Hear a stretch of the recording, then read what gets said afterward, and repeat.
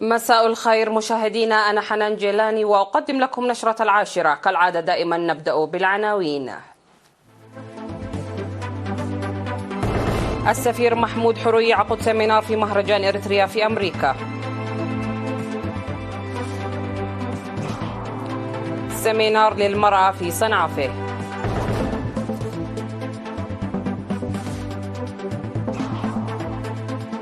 دعوة لتعزيز المواطنين تعاونهم من أجل السيطرة على الجريمة والمجرمين. قبيل انتهاء مهلة إكواس، برلمان نيجيريا يعلن رفضها التدخل العسكري في النيجر. الفلبين تتهم الصين باعتراض قاربها العسكري وبكين تعلق. إيران تعزز قدرات قوات الحرس الثوري والبحرية بصواريخ وطائرات بدون طيار. عقد حاكم إقليم القشبركة السفير محمود علي حروي سيمينار في 5 أغسطس للمشاركين في مهرجان إريتريا في الولايات المتحدة الأمريكية. وقال السفير محمود إن الجهات المحبطة من الهجوم المضاد الناجح للدفاع عن النفس الذي حققته إريتريا والذي أخجل الويان ومرسليه، وكذلك تطور النهج السياسي والدبلوماسي في القضايا الإقليمية والدولية، تقوم بعدائيات نشطة على إريتريا، موضحا أن البلاد توجد في عمل نشط للتصدي للعدائيات والتنمية، وضعا في الاعتبار الفرص التي خلقها الانتصار من جهة وتحديات العدائيات من جهة أخرى. وذكر أن إريتريا تشارك باهتمام في العلاقات الدبلوماسية النشطة بما يضمن المصلحة الوطنية واحترام سيادتها انطلاقا من الاستقرار الداخلي والسياسات الإقليمية والدولية الرافضة للتدخلات الأجنبية. وأوضح بأن دور الإريتريين في الخارج ضروري في هذه المرحلة التاريخية الاستثنائية لتطوير الاقتصاد والاستثمار والمساهمة المهنية، وشكر مساهمتهم السابقة داعيا لتعزيز المساهمة بتماسك الصفوف والوحدة الداخلية. في غضون ذلك التقى وفد الحكومة والجبهة العالي المستوى الإريتريين الاختصاصيين في مختلف المجالات والمهنيين الصحيين. وأكد خبراء الصحة والشباب المتفوقين بمستويات مهنية عالية على الاستعداد للإيفاء بكل المتطلبات لإيصال البلاد إلى التطور المنشود، منادين لفتح الفرص اللازمة لهم. وقدم الوفد توضيحا عن الواقع الأوضاع في البلاد والخدمات الصحية والتأهيل المهني الصحي، موضحين بأن الحكومة كان لها الرغبة العالية لمشاركة خبراء الصحة الإريتريين في الخارج بصورة منتظمة في البلاد، ولم يتحقق ذلك نتيجة المراحل التي مرت بها البلاد، غير أنها قامت حاليا بدراسات منح الاهتمام الكبير لهذه المساهمة الكبير وتعمل لتوظيفها لمصلحة البلاد. وقدم 8 أطباء أخصائيين إريتريين محاضرات للمشاركين في المهرجان حول السكتات القلبية وضغط الدم والسكري والصحة الذهنية وغيرها. ويضم مهرجان إريتريا في الولايات المتحدة الأمريكية المنعقد في مدينة سياتل أجنحة تاريخ النضال المسلح والآثار التاريخية لإريتريا والثقافة والهوية والتصدي ضد العدائيات وأنشطة الدبلوماسية الشعبية والإعلام وفعاليات فنية.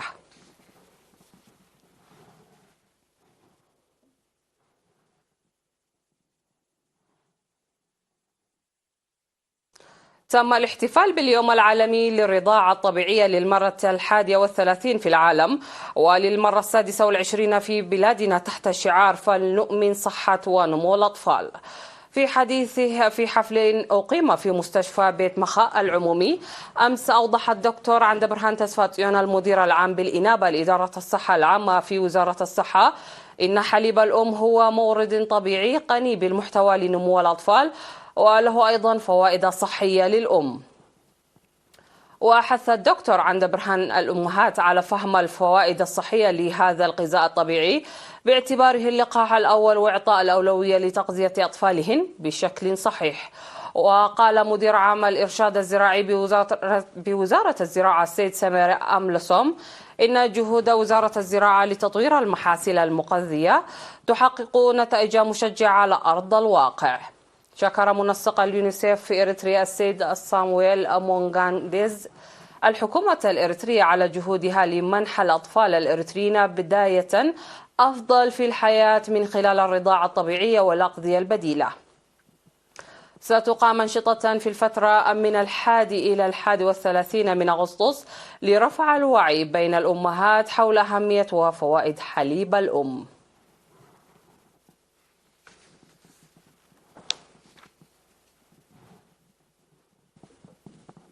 عقد الاتحاد الوطني للمرأة فرع الإقليم الجنوبي سيمينار في الأول من أغسطس في مدينة صنعاء حول أهمية توريث القيم ودور المرأة في التصدي والتنمية. وأوضح مسؤول الفرع السيدة سنايت أفرقي في السيمينار الذي عقدته للمرأة العضوة في قوات الدفاع دور المرأة الإريترية لتحقيق الاستقلال والدفاع عن السيادة وحزمة برامج التصدي وأهمية توريث القيم، داعية المرأة تذكر المراحل النضالية الصعبة التي مرت وتطوير الوعي الذي يضاهيه. وقالت إن المشاركة النشطة للمرأة مقياس للمجتمع وحسب بل عامل للنجاحات، وناشدت للعمل لنقل قيم الشعب الإريتري للأجيال. وأكدت بأن الاتحاد يعمل من حيث المبدأ لضمان مشاركة المرأة في البرامج الوطنية. وأكدت المشاركات على الاستعداد للعمل المتفاني في جميع المهام.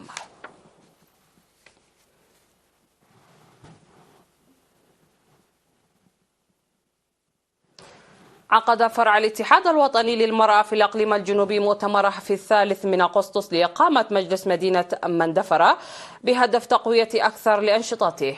وأوضح رئيسة الفرع السيدة سنايت أفرقي أن خيار إقامة المجلس في مدينة مندفرة يهدف تنظيم الهيكلة والقيام بعمل فاعل.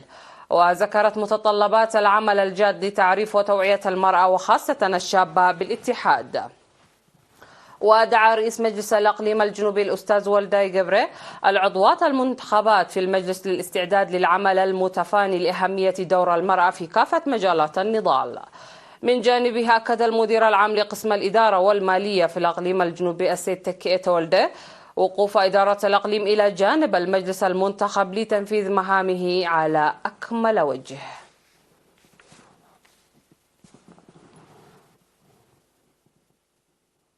دعا قائد الشرطة في الإقليم الأوسط المقدم قرماي قبر ميكائيل في السيمينار الذي عقده في 3 و5 من أغسطس في مديريات باراديزو ومايتماناي وتيرافولو في الإقليم الأوسط المواطنين لتعزيز تعاونهم من أجل مكافحة الجريمة ومراقبة المجرمين. وكان الهدف من اللقاء تمتين العلاقة بين الشرطة والمجتمع المدني والحد من الجرائم والمخالفات التي يرتكبها الشباب والطلاب، داعيا لتصحيح الأخطاء والإهمال السائد وسط المجتمع. وأضاف قائلا إن الأشهر ال6 الماضية شهدت كشف مرتكبي 126 جريمة من ضمن الجرائم المسجلة دون كشف هوية المرتكب، وذلك بجهود المحققين الجبارة وتعاون المواطنين الجاد. وتحدث المقدم قرماي قبر ميكائيل بإسهاب عن الجرائم والمخالفات المرتكبة خلال النصف الأول من العام 2023 من حيث النوعية والكمية، مشيرا إلى انخفاض المخالفات مقارنة بالعام 2022 ب 0.3% والجرائم ب 3.8%. وأشار فيما يتعلق بحوادث المرور إلى أن النصف الأول من العام 2023 شهد 1262 حادثا مروري راح ضحيتها 12 شخص وإصابة 363 آخرين، وخسائر مادية قدرت بأكثر من 9 ملايين نقفة. وذكرت مديرات المديريات أهمية توعية الشرطة مناشدات استمراريتها. وذكر المشاركون لتقوية القرار المتخذ على مرتكبي الجرائم بصورة متكررة وتعزيز متابعة المجتمع المدني أبنائه الشباب في كل تحركاتهم، مؤكدين المساهمة الواعية للحد من الأخلاق غير الحميدة. مشاهدينا فاصل ونعد لمتابعة الأنباء على الصعيد العالمي، رجاء ابقوا معنا.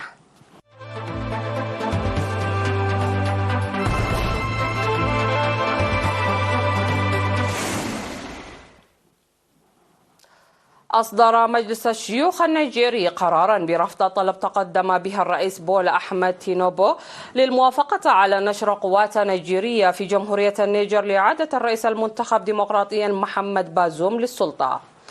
ووفق صحيفة برايم يوم تايمز النيجيرية، فقد دعا مجلس الشيوخ النيجيري الرئيس تينوبو والمجموعة الاقتصادية لدول غرب أفريقيا إيكواس التي رأسها للبحث عن حل سياسي للأزمة في النيجر بدل استخدام القوة العسكرية. ويأتي قرار مجلس الشيوخ النيجيري قبيل انتهاء المهلة التي حددتها إيكواس للمجلس العسكري في النيجر لإعادة الحكم الديمقراطي في البلاد أو مواجهة تدخل عسكري من قبل المجموعة. وكان الرئيس تينوبو قد تقدم بطلب إلى برلمان بلاده للحصول على موافقة مجلس الشيوخ على إرسال قوات من الجيش النيجيري إلى النيجر لمحاربة الانقلابيين الذين طاحوا برئيسها المنتخب محمد بازوم.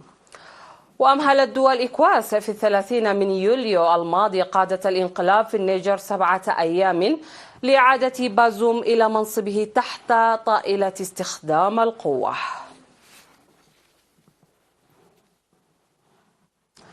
اتهمت الفلبين خفر السواحل الصيني باعتراض طريق غرب إمدادات عسكري فلبيني في بحر الصين الجنوبي واستهدافه بمدافع المياه، منددة باستخدام إجراءات مبالغ فيها وهجومية تجاه سفنها.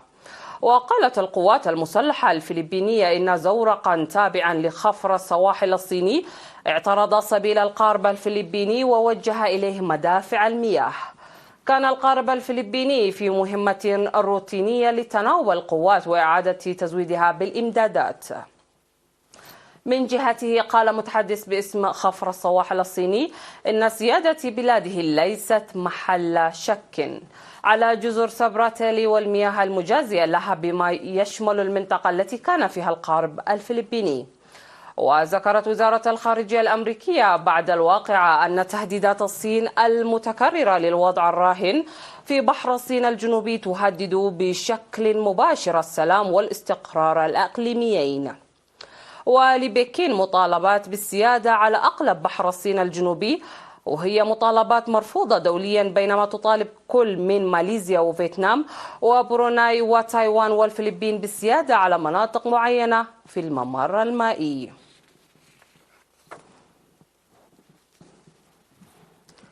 قالت وكالة الأنباء الإيرانية إن إيران زودت قوات البحرية التابعة للحرس الثوري بطائرات مسيرة وصواريخ مداها 1000 كيلومتر. وقالت الوكالة الإيرانية إن أنواعا مختلفة من الطائرات المسيرة ومئات من الصواريخ الجوالة والصواريخ البالستية التي يتراوح مداها بين 300 و1000 كيلومتر من بين الأنظمة والمعدات التي أضيفت إلى قدرات قوات الحرس الثوري البحرية. تأتي هذه الخطوة في الوقت الذي عرضت فيه الولايات المتحدة في وقت سابق من هذا الأسبوع نشر بحارة مسلحين ومشاة بحرية على متن السفن التجارية التي تعبر مضيق هرمز في الخليج لحمايتها من إمكانية تعرض طهران لها أو حتى مصادرتها. بالإضافة إلى عرض الولايات المتحدة الأخير بخصوص حراسة السفن التجارية، قالت واشنطن الشهر الماضي إنها سترسل طائرات مقاتلة إضافية من طراز F-35 و F-16 إلى جانب سفينة حربية إلى الشرق الأوسط لمراقبة الممرات المائية في الخليج.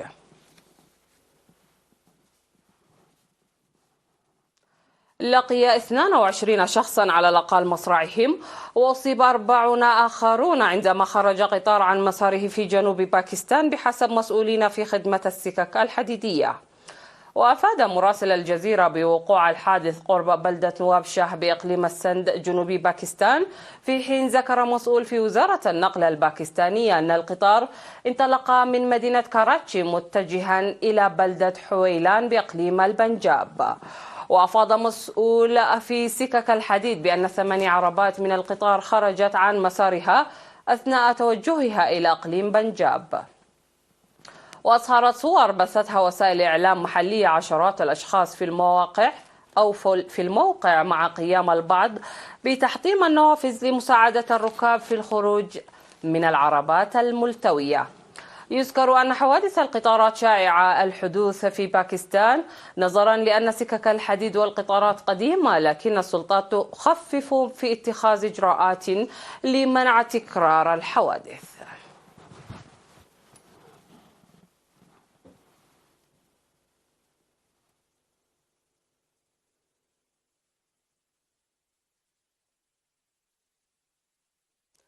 في الختام إليكم تذكيرا بأهم ما جاء في هذه النشرة.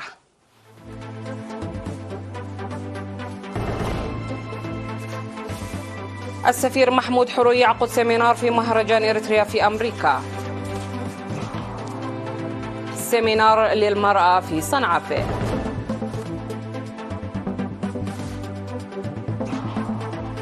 دعوة لتعزيز المواطنين تعاونهم من أجل السيطرة على الجريمة والمجرمين. قبيل انتهاء مهلة إكواس برلمان نيجيريا يعلن رفضها التدخل العسكري في النيجر. الفلبين تتهم الصين باعتراض غاربها العسكري وبكين تعلق. إيران تعزز قدرات قوات الحرس الثوري البحرية بصواريخ وطائرات بدون طيارات. انتهت النشرة، إلى اللقاء.